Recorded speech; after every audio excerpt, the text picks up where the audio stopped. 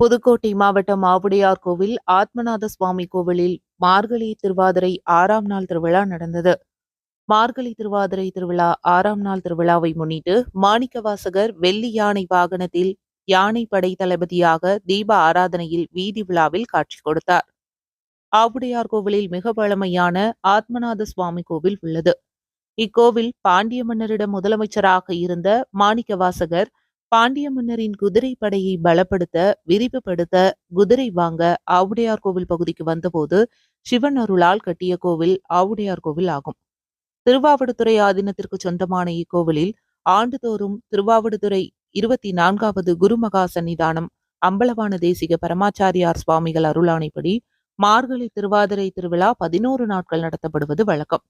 அதன்படி நடந்த வழிபாட்டில் கட்டளை தம்பிரான் வேலப்பதேசிகர் முன்னிலையில் கோவிலில் உள்ள ஆத்மநாதர், யோகாம்பிகா, வீரபத்திரர், குதிரைச்சாமி, மாணிக்கவாசகருக்கு சிறப்பு அபிஷேகம் செய்து மலர் அலங்காரம் செய்து மண்டகப்படிதாரர்கள் முன்னிலையில் தீப ஆராதனை செய்து 6ஆம் நாள் விழா நடந்தது. அபிஷேக அர்ச்சனைகளை ஆத்மநாதருக்கு நம்பியார்களும் மாணிக்கவாசகருக்கு சிவாச்சாரியார்களும் செய்தனர். 6ஆம் நாள் மண்டகப்படி மரபனேந்தல் வீரசேகரன் குடும்பத்தார்கள் மற்றும் திருக்கோவில் சார்பில் நடந்தது. விழா ஏற்பாடுகளை தென்மண்டல மேற்பார்வையாளர் முத்துகிருஷ்ணன், கோவில் கண்காணிப்பாளர் கதிரேசன் ஆகியோர் செய்தனர்.